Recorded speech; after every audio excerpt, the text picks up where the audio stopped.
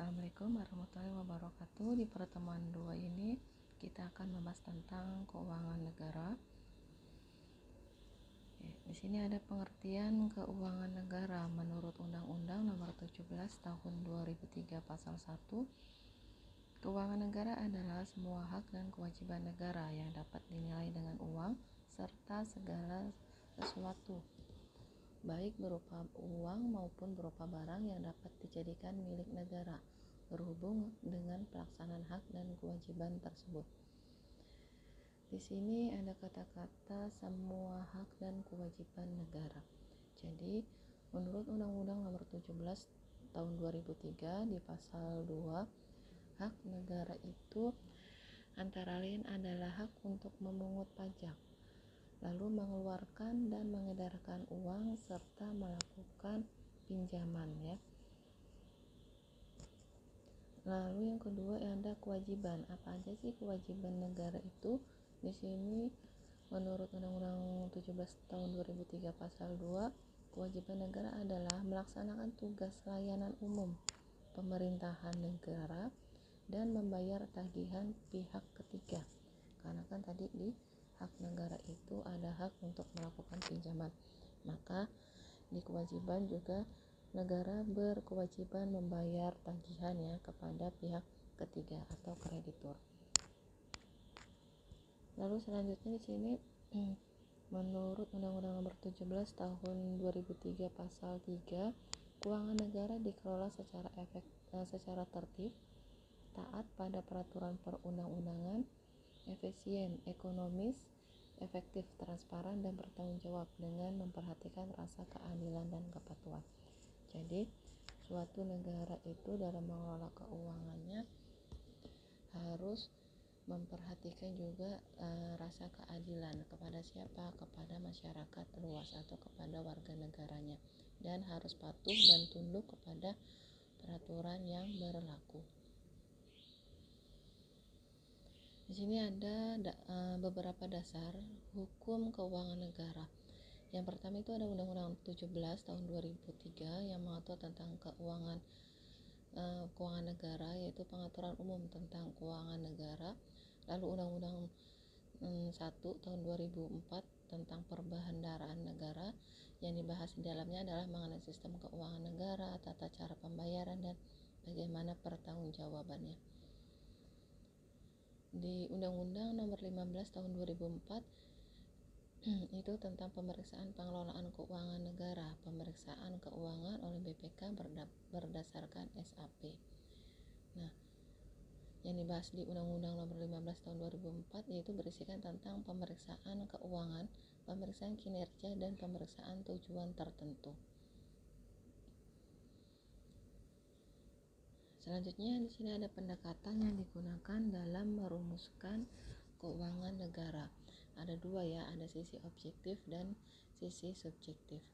Kalau menurut sisi objektif, meliputi semua hak dan kewajiban negara yang dapat dinilai dengan uang, termasuk kebijakan dan kegiatan dalam bidang fiskal, moneter, dan pengelolaan kekayaan negara yang dipisahkan, serta segala sesuatu baik berupa uang maupun berupa barang yang dapat dijadikan milik negara berhubung dengan pelaksanaan hak dan kewajiban tersebut.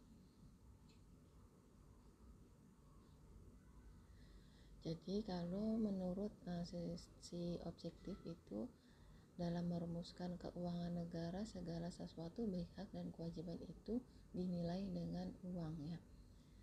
Lalu sisi subjektif, menurut sisi subjektif meliputi seluruh objek sebagaimana tersebut di atas yang dimiliki negara dan atau dikuasai oleh pemerintah pusat, pemerintah daerah, pemerintah negara atau daerah, dan badan lainnya yang ada kaitannya dengan keuangan negara.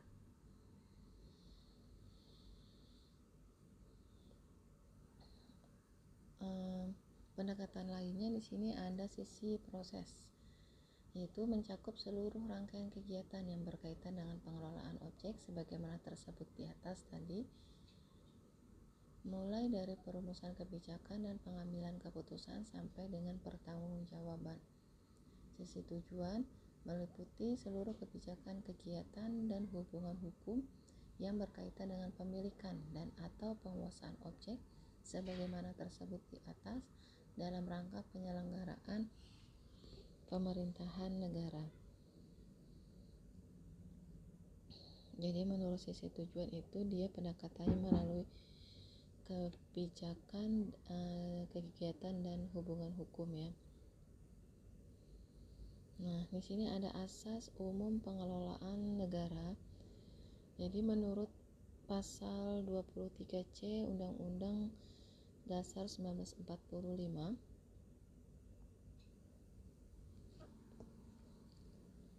di sini ada beberapa asas untuk pengelolaan keuangan negara ya. Yang pertama ada tahunan, universalitas, kesatuan, dan spesialitas. Saya akan menjelaskan yang ini dulu ya.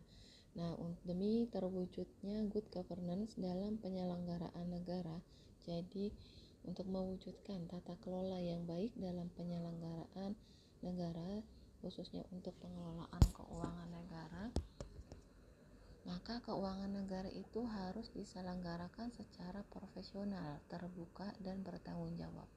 Profesional ini maksudnya adalah bahwa keuangan negara dikelola orang yang mempunyai keahlian dalam bidang keuangan negara dan kompeten di bidangnya, lalu terbuka.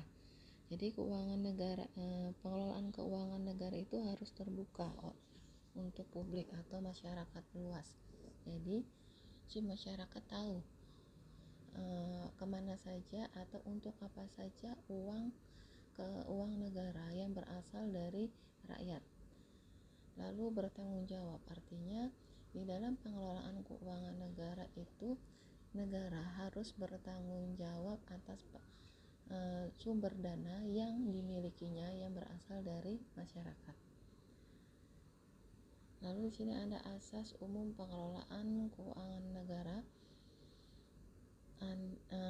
Ada 4 ya. Yang pertama itu yang lama, itu dia menggunakan asas tahunan, universalitas, kesatuan, dan spesialitas.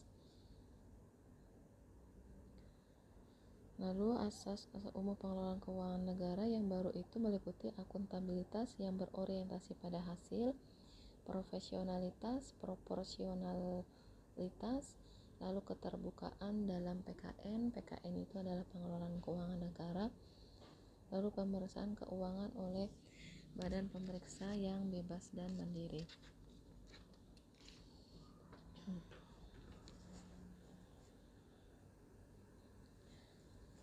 Nah, di sini ada rincian satu persatunya ya.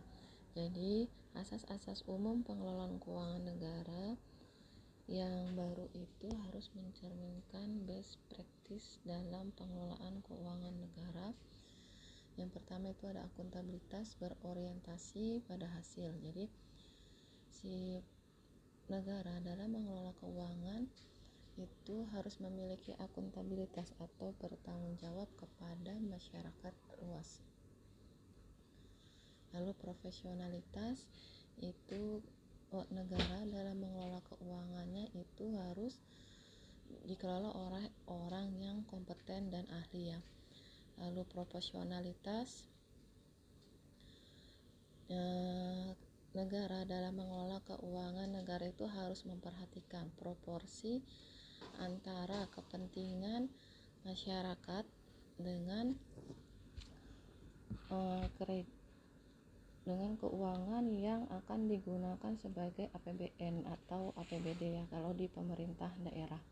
Lalu keterbukaan dalam pengelolaan keuangan negara. Nah, di sini pemerintah harus berkewajiban membuat suatu laporan keuangan dan nanti akan dipublish ke masyarakat ya. Jadi masyarakat bisa tahu kemana saja itu uang yang diberikan kepada negara dan digunakan untuk apa aja. Lalu pemeriksaan keuangan oleh badan pemeriksa yang bebas dan mandiri. Jadi walaupun keuangan negara itu dikelola oleh negara ya, Nah, si pengelola keuangan negara itu juga harus diperiksa untuk meyakinkan atau untuk meningkatkan kepercayaan masyarakat terhadap kinerja pemerintah dalam mengelola keuangan negara itu. Nah, si pemeriksa keuangannya itu harus yang bebas dan mandiri. Maksudnya bebas di sini adalah bahwa bahwa pemeriksa keuangan itu tidak berpihak kepada satu sisi, ya. Jadi dia harus independen, ya. Di sini yang yang lama, ya. Yang lama ada asas tahunan, universalitas, dan kesatuan dan spesialitas. Lalu ada tujuan penetapan asas-asas pengelolaan keuangan negara, mendukung terwujudnya penyelenggaraan good governance dalam penyelenggaraan negara. Jadi asas-asas itu ditetapkan untuk mewujudkan good governance atau tata kelola dalam penyelenggaraan dan pengelolaan keuangan negara. Yang menjadi acuannya adalah Undang-Undang Dasar 1945, ya, khususnya tadi Undang-Undang Nomor 17. Lalu menjamin terselenggaranya prinsip-prinsip pemerintahan daerah sesuai bab 4 Undang-Undang 1945, yaitu untuk memperkokoh landasan pelaksanaan desentralisasi dan otonomi daerah. Di sini ada penjelasan tentang asas tahunan, yaitu asas yang digunakan di pemerintahannya lama, ya, sebelum. Nah, di sini ada pasal 11 ayat 1 Undang-Undang 17 tahun 2003 APBN merupakan wujud pengelolaan keuangan negara yang ditetapkan tiap tahun dengan undang-undang.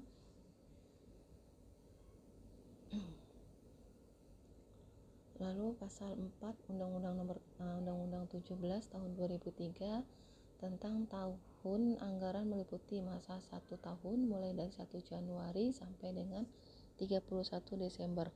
Jadi umur anggaran atau rencana anggaran negara itu disusun per 1 tahun, mulainya dari 1 Januari sampai 31 Desember. Lalu di sini ada asas universalitas. Di dalam asas universalitas itu tentang kelengkapan pengelolaan keuangan negara. Di sini ada asas universalitas mengharuskan agar setiap transaksi keuangan ditampilkan secara utuh dalam dokumen anggaran. Nah, di sini ada pasal 14 Undang-Undang Nomor 1 tahun 2004. Ayat 2-nya berbunyi, Menteri atau pimpinan lembaga menyusun dokumen pelaksanaan anggaran untuk kementerian negara atau lembaga yang dipimpinnya berdasarkan alokasi anggaran yang ditetapkan oleh Presiden. Nah, jadi di setiap kementerian atau lembaga itu nanti berkewajiban untuk membuat dokumen pelaksanaan anggaran dari anggaran yang diberikan oleh atau yang ditetapkan oleh Presiden.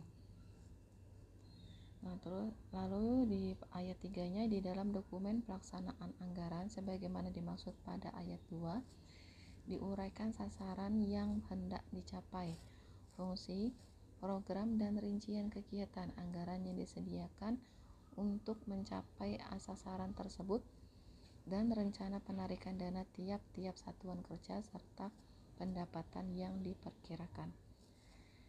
Jadi di dalam dokumen atau di dalam laporan pelaksanaan anggaran itu harus disebutkan atau harus diuraikan secara rinci, ya, mengenai tadi, ya, fungsinya, programnya apa aja di dalam kementerian atau di dalam suatu lembaga. Lalu ayat 4 berbunyi, pada dokumen pelaksanaan anggaran sebagaimana dimaksud pada ayat 2 dilampirkan rencana kerja dan anggaran badan layanan umum dalam lingkungan kementerian negara yang bersangkutan. Lalu di sini ada asas kesatuan menghendaki agar semua pendapatan dan belanja negara atau daerah disajikan dalam satu dokumen anggaran. Nah, jadi dalam membuat suatu laporan tentang pendapatan belanja negara atau daerah itu harus disajikan dalam satu dokumen, tidak bisa terpisah-pisah ya, agar tidak tercecer dan jelas.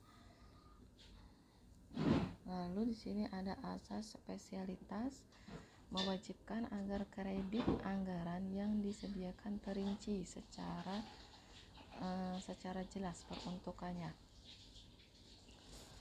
Jadi di dalam asas spesialitas ini harus menyajikan kredit anggaran yang dilakukan oleh suatu lembaga atau kementerian terus kredit anggaran itu nanti digunakan untuk keperluan apa saja dan dialokasikan kemana saja. Lalu selanjutnya ada asas akuntabilitas berorientasi pada hasil. Menurut pasal 14 Undang-Undang Nomor 17 Tahun 2003, ayat 1-nya berbunyi, dalam rangka penyusunan rancangan APBN, pemerintah pimpinan lembaga selaku pengguna anggaran atau pengguna barang menyusun rencana kerja dan anggaran kementerian lembaga tahun berikutnya.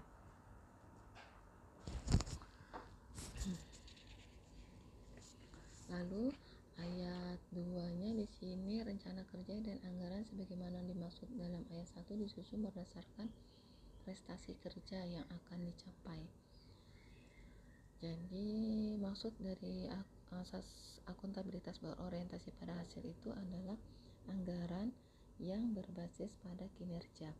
Maksudnya adalah setiap pengguna anggaran wajib menjawab dan menerangkan kinerja organisasi atas keberhasilan atau kegagalan suatu program yang menjadi tanggung jawabnya.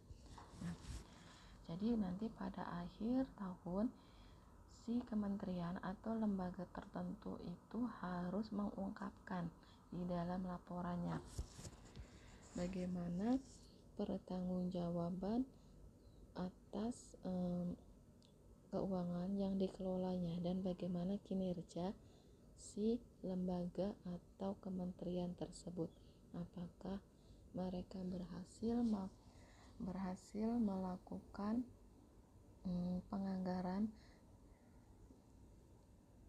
penganggaran yang berbasis kinerja atau tidak. Nah, nanti harus disebutkan juga alasannya jika si kementerian atau lembaga tersebut mengalami kegagalan. Selanjutnya di sini ada maksud dan tujuan penganggaran berbasis kinerja. Yang pertama itu mengutamakan upaya pencapaian hasil kerja atau output dan dampak atau outcome atas alokasi belanja yang ditetapkan. Jadi di sini si lembaga atau kementerian itu harus mengutamakan pencapaian hasil kerjanya atau mengutamakan kinerja di dalam organisasi atau di dalam kelembagaannya. Lalu disusun berdasarkan sasaran tertentu yang hendak dicapai dalam satu tahun anggaran. Jadi si lembaga atau kementerian itu sebelum melaksanakan penganggaran, maka mereka harus membuat suatu perencanaan yang akan dicapai dalam satu tahun ke depan. Lalu yang selanjutnya diajukan ke DPR dan disetujui oleh Presiden untuk menetapkan berapa anggaran yang akan dikelola oleh suatu lembaga. Lalu program dan kegiatan disusun berdasarkan Rensta dan tupoksi Kementerian Negara atau lembaga. Jadi program dan kegiatan di dalam suatu lembaga itu disusun berdasarkan tugas pokok fungsinya dari kementerian atau kementerian negara atau lembaga tertentu. Selanjutnya di sini ada asas akuntabilitas, yaitu asas yang menentukan bahwa setiap kegiatan dan hasil akhir dari kegiatan penyelenggaraan negara harus dapat dipertanggungjawabkan kepada masyarakat atau rakyat sebagai pemegang kedaulatan tertinggi negara sesuai dengan ketentuan peraturan perundang-undangan yang berlaku. Jelas ya, pokoknya di sini kalau asas akuntabilitas adalah asas pertanggungjawaban. Bagaimana pertanggungjawaban suatu lembaga atau kementerian dalam mengelola keuangannya. Dan lalu selanjutnya di sini asas profesionalitas, asas mengutamakan keahlian dan berlandaskan kode etik dan ketentuan peraturan perundang-undangan yang berlaku. Jadi di dalam pengelolaan keuangan negara itu harus dikelola oleh orang-orang yang benar-benar ahli dan kompeten di bidangnya, serta harus memperhatikan atau tunduk terhadap kode etik serta ketentuan peraturan perundang-undangan yang berlaku. Lalu di sini ada asas proporsionalitas, asas yang mengutamakan keseimbangan antara hak dan kewajiban penyelenggara negara. Nah, di sini menekankan atau di dalam asas proporsionalitas itu harus menekankan atau mengutamakan pengalokasian anggaran dilaksanakan secara proporsional pada fungsi-fungsi kementerian atau lembaga sesuai dengan tingkat prioritas dan tujuan yang ingin dicapai,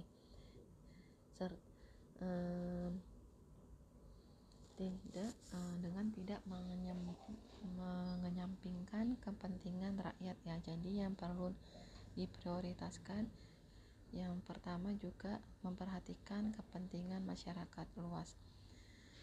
Lalu ada asas keterbukaan, adalah asas yang membuka diri terhadap hak masyarakat untuk memperoleh informasi yang benar, jujur, dan tidak diskriminatif tentang penyelenggaraan negara dengan tetap memperhatikan perlindungan atas hak asasi pribadi, golongan, dan rahasia negara.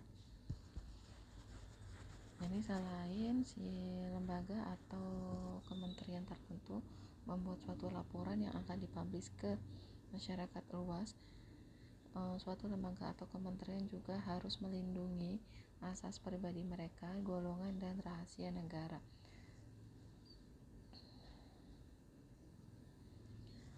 Lalu sini ada asas pemeriksaan keuangan oleh badan yang bebas dan mandiri.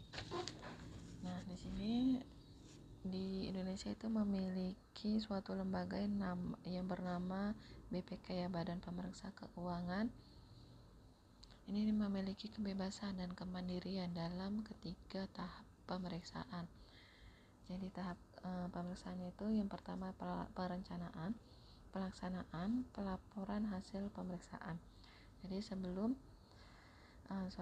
Jadi langkah pertamanya itu BPK membuat perencanaan pemeriksaan terhadap suatu kementerian atau suatu kelembagaan. Setelah melakukan perencanaan, kapan akan dilaksanakan, tanggalnya, terus apa saja yang akan menjadi bahan pemeriksaan. Maka yang tahap kedua adalah eksekusi atau pelaksanaannya. Lalu yang ketiga adalah pelaporan hasil pemeriksaan. Lalu kebebasan dalam tahap perencanaan mencakup kebebasan dalam menentukan objek yang akan diperiksa, kecuali pemeriksaan yang objeknya telah diatur sendiri dalam undang-undang atau pemeriksaan berdasarkan permintaan khusus dari lembaga perwakilan.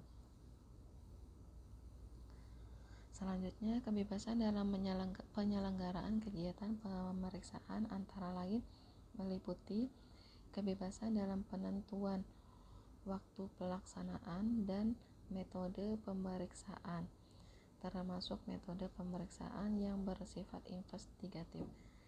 Jadi si BPK ini memiliki kebebasan tentang kapan waktu akan dilaksanakan pemeriksaan dan metode-metode yang akan digunakan. Lalu selain itu, kemandirian BPK dalam pemeriksaan keuangan negara mencakup ketersediaan SDM, anggaran, dan sarana pendukung lainnya yang memadai. Jadi BPK adalah melakukan pemeriksaan terhadap suatu lembaga atau kementerian itu mempunyai independently atau kemandirian tertentu ya. Jadi mereka berhak menentukan berapa SDM yang akan digunakan untuk melakukan pemeriksaan, lalu anggaran yang akan digunakan serta sarananya. Lalu BPK diberi kewenangan untuk mendapatkan data, dokumen, dan keterangan dari pihak yang diperiksa. Kesempatan untuk memeriksa secara fisik setiap aset yang berada dalam pengurusan pejabat instansi yang diperiksa, termasuk melakukan penyegelan untuk mengamankan uang, barang, dan atau dokumen pengelolaan keuangan negara pada saat pemeriksaan berlangsung. Jadi BPK ini dalam melakukan pemeriksaan itu mereka berhak mendapatkan data-data, dokumen, dan keterangan yang diperlukan dalam proses pemeriksaan guna memberikan pelaporan hasil pemeriksaan ya. Lalu di sini ada prinsip dasar pengelolaan negara yang diatur dalam Pasal 3 Undang-Undang Nomor 17 Tahun 2003, yaitu keuangan negara dikelola secara tertib, taat pada peraturan perundang-undangan, efisien, ekonomis, efektif, transparan, dan bertanggung jawab dengan memperhatikan rasa keadilan dan kepatuhan. Lalu APBN, perubahan APBN dan pertanggungjawaban pelaksanaan APBN setiap tahun ditetapkan dengan undang-undang. APBN mempunyai fungsi otoritas, perencanaan, pengawasan, alokasi, distribusi, dan stabilisasi. Jadi di dalam anggaran pendapatan belanja negara itu berisikan tentang fungsi otoritas, perencanaan, dan pengawasan, serta alokasi, distribusi, dan stabilisasi dalam keuangan negara. Semua penerimaan yang menjadi hak dan pengeluaran yang menjadi kewajiban negara dalam tahun anggaran yang bersangkutan harus dimasukkan dalam APBN. Lalu prinsip selanjutnya adalah surplus penerimaan negara dapat digunakan untuk pengeluaran negara tahun anggaran berikutnya. Jadi maksudnya jika terjadi surplus atau kelebihan dalam penerimaan negara, maka kelebihan tersebut digunakan untuk pengeluaran negara atau anggaran APBN untuk tahun berikutnya. Penggunaan surplus penerimaan negara untuk membentuk dana cadangan atau penyertaan pada perusahaan negara untuk memperoleh persetujuan DPR. Jadi untuk menggunakan tadi kelebihan atau surplus penerimaan negara yang bisa digunakan untuk cadangan di tahun anggaran berikutnya harus memperoleh persetujuan dari DPR. Di sini ada fungsi APBN. Yang pertama ada fungsi otorisasi, yaitu anggaran negara menjadi dasar untuk melaksanakan pendapatan dan belanja pada tahun yang bersangkutan. Fungsi perencanaan, anggaran negara menjadi pedoman bagi manajemen dalam melaksanakan kegiatan pada tahun yang bersangkutan. Lalu ada fungsi pengawasan, itu untuk menjadi pedoman untuk menilai apakah kegiatan penyelenggaraan pemerintah negara sesuai dengan ketentuan yang ditetapkan. Jadi fungsi APBN dalam segi pengawasan itu sebagai pedoman ya, apakah anggaran yang ditetapkan atau apakah realisasi anggaran atau APBN yang telah dilakukan sesuai dengan rencana APBN yang telah ditetapkan. Lalu fungsi alokasi anggaran negara harus diarahkan untuk mengurangi pengangguran dan pemborosan sumber daya serta meningkatkan efisien dan efektivitas perekonomian. Jadi fungsi APBN dibuat itu di sini adalah untuk alokasi, artinya mengalokasikan pada kebutuhan yang menjadi prioritas ya. Di sini APBN itu diarahkan untuk mengurangi pengangguran ya. Jadi bisa saja APBN itu digunakan untuk mengurangi pengangguran, dapat dilakukan dengan cara misalkan menggerakkan UMKM yang ada di Indonesia. Jadi dari UMKM itu bisa menyerap pengangguran yang ada ya. Lalu fungsi distribusi mengandung arti bahwa kebijakan anggaran negara harus memperhatikan rasa keadilan dan kepatutan. Lalu selanjutnya ada fungsi stabilitasi mengandung arti bahwa anggaran pemerintah menjadi alat untuk memelihara dan mengupayakan keseimbangan fundamental perekonomian. Jadi APBN dibuat itu untuk memelihara perekonomian Indonesia agar dapat berlangsung secara adil, harmonis dan merata ya. Oke, sekian pembahasan untuk keuangan negara untuk hari ini. Saya ucapkan terima kasih. Wassalamualaikum warahmatullahi wabarakatuh.